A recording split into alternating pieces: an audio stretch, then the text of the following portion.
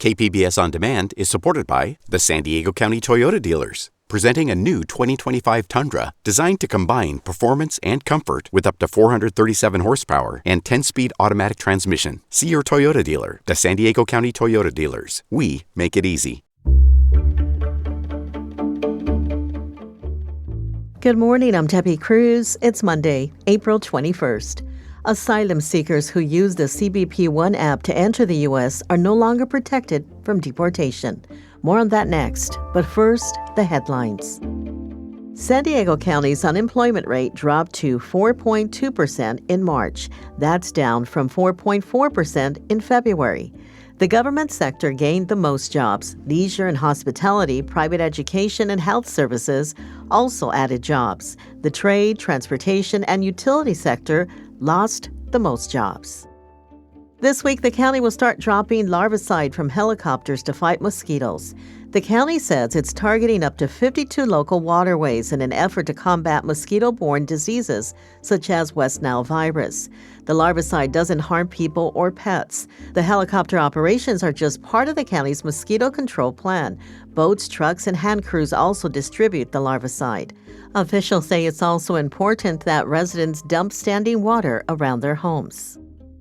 A new bus was added to San Diego County's Live Well on Wheels program. The fleet of 4 buses serve as a rolling public health resource. They provide services like outreach for public health benefits, health education, and vaccines.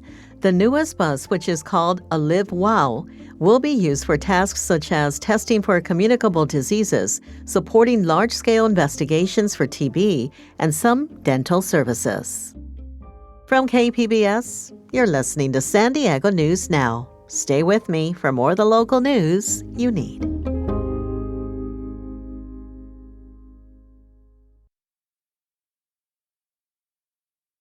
KPBS On Demand is supported by Fleet Science Center's newest exhibit, Survival of the Slowest. See firsthand how nature's smallest, slowest, and weakest creatures can not only survive, but thrive in the wild. Open May 24th through September 1st. Learn more at fleetscience.org.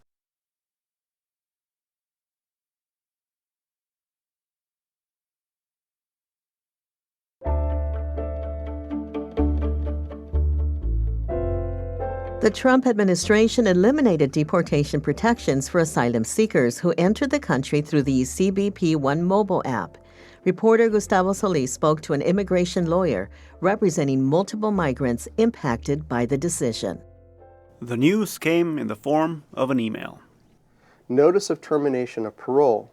It is time for you to leave the United States. That is San Diego immigration lawyer David Landry, reading the email recently sent out to thousands of asylum seekers who entered the country through the CBP One app. The mobile app was a Biden administration reform to the asylum system. President Trump killed the program on his first day in office and is now telling everyone who used the app to go back to their home country. If you do not depart the United States immediately, you will be subject to potential law enforcement actions that will result in your removal from the United States. Landry has heard from several people who received that email. All of them are really scared. She was terrified. Came to us immediately and said, oh my God, am I having to leave? Do I have to pack up my kids? Do I have to do all of these things? But Landry says that many people receiving the email have legal protections from deportation. They don't have to leave. He's worried about people who don't have immigration lawyers and may have a legal right to stay in the country, but will just self-deport out of fear. Gustavo Solis, KPBS News.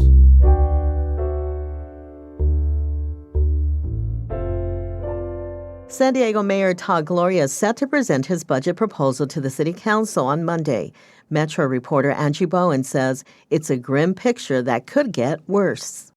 The proposed budget aims to close a structural deficit the city has been putting off for years. The mayor proposes closing all libraries on Sundays and Mondays, consolidating some police and fire operations, and waiving contributions to the city's reserves. Those cuts could have been much worse if the city weren't pursuing new revenue, like raising parking meter rates and charging for trash pickup at single-family homes.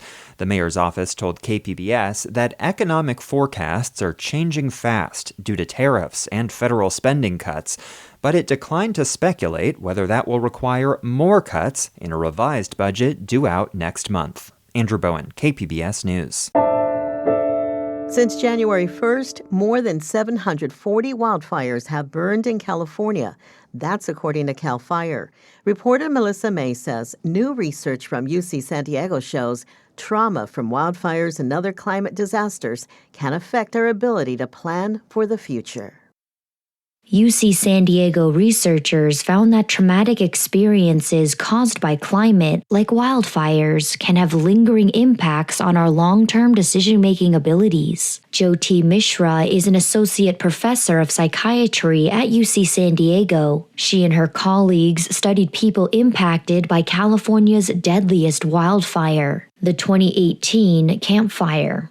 Just the example, simple things like, should I take a small grocery store job or go to school today? And maybe if I go to school today, then in a few years, I will have a degree that will help me get a better job and a better, more stable salary. Mishra says this impacted decision-making may be linked to parts of the brain associated with rumination or repetitive negative thinking that was greater in the wildfire-impacted subjects. She encourages anyone who has been affected by climate disasters and is experiencing things like feeling very distracted, brain fog, low mood, and anxiety or anger for more than 2 weeks should contact a mental health professional.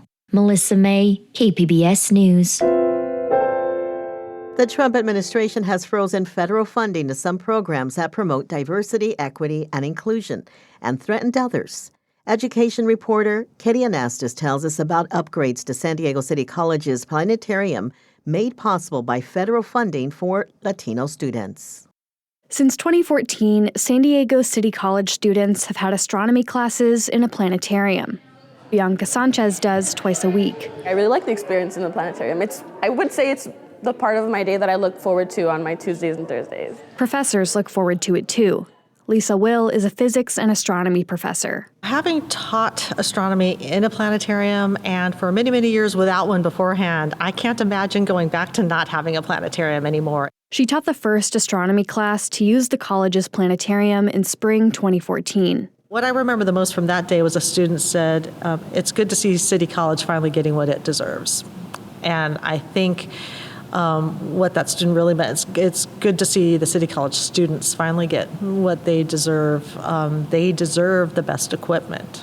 They deserve a room that excites them, that makes them want to come to class. More than a decade later, it's no longer the best equipment. One of the projectors takes about 25 minutes to warm up as opposed to the other projector, which is still working fine, but they don't manufacture these projectors anymore, and you want to have matching projectors in a planetarium system. And so it's still working, but every time I boot it up, I'm kind of worried that this will be the day that it doesn't. Will knows just how good the planetarium could be. She's also the Fleet Science Center's resident astronomer. There, she can easily access data from agencies around the world, like NASA and the European Space Agency. New software would also allow her to show constellations from other cultures, like the Kumeyaay. There are beautiful stories to tell across different cultures, and when I show them the constellations, I try to include that. But the constellations that we're showing have the 88 stories that basically are connected to the constellations that professional astronomers use. That kind of cultural relevance is something City College has been working to incorporate throughout its classes. Administrators realized the outdated software limited those efforts. So they got permission from the U.S. Department of Education to spend some grant funding focused on Latino and low-income students in STEM on the planetarium. Claudia Diaz Carrasco leads the college's diversity and accessibility efforts. She says improving the planetarium aligns with the mission to make science more accessible. The reality is that a lot of our students doesn't have the ability to go into the field, or to do field trips, ever since the K-12 system, right? So not all of the schools had the same access to field trips of hands-on science education. So here at the City College, we are really lucky that our faculty and our dean envisioned to have a space that could provide hands-on learning without leaving campus. In February, the San Diego Community College District's Board of Trustees voted to spend more than $400,000 from that federal grant on the planetarium. The agenda item said they should spend the funds as soon as possible, since federal funds supporting diversity, equity, and inclusion initiatives could be frozen.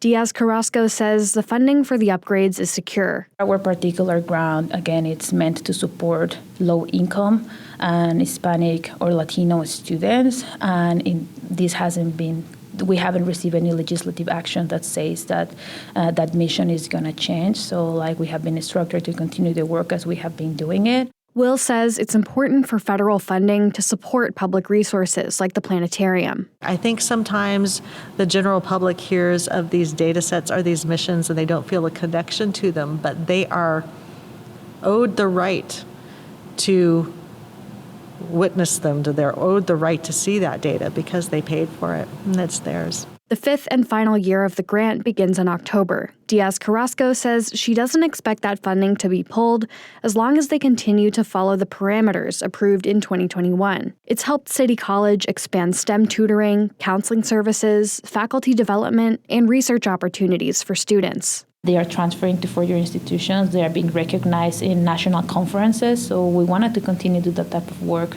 regardless of who funds it. The new planetarium equipment is expected to be installed in the fall. Katie Anastas, KPBS News. That's it for the podcast today. As always, you can find more San Diego news online at kpbs.org. I'm Debbie Cruz. Thanks for listening and have a great Monday.